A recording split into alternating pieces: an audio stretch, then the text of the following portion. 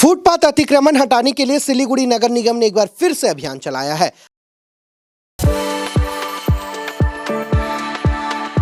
We are the dreamers, the achievers, and the leaders. Come, join us today.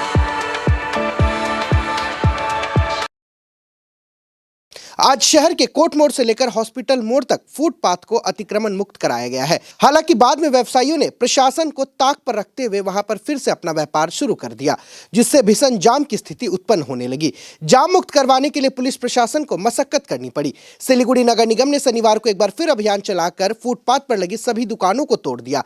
इस संबंध में सिलीगुड़ी नगर निगम के deputy mayor Ranjan सरकार ने कहा कि उनका अतिक्रमण हटाओ अभियान जारी रहेगा और शहर को अतिक्रमण से मुक्त कर एक सुंदर शहर का निर्माण करना ही सिलीगुड़ी नगर निगम का लक्ष्य है।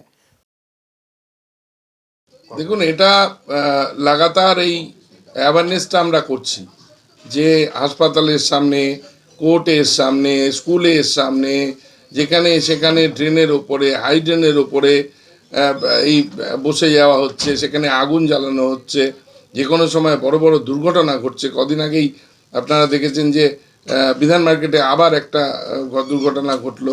পরপর দুর্ঘটনা ঘটছে, মানুষকে অ্যাওয়ার করা যাচ্ছে না। আমরা আমাদের এই লাগাতার এই কর্মসূচি আমাদের চলবে।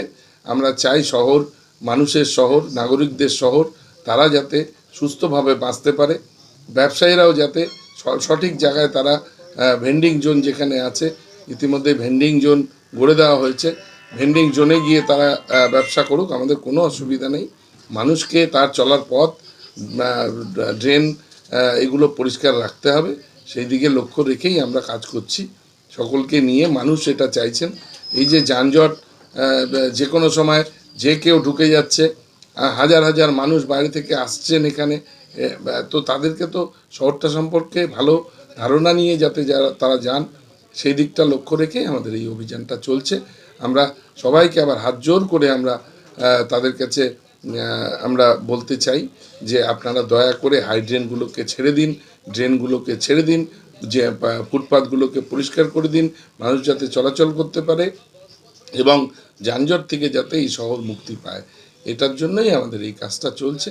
আপনাদের সহযোগিতা চাই এবং দয়া করে plastic, single use plastic, carry bag এগুলো ব্যবহার বন্ধ হোক।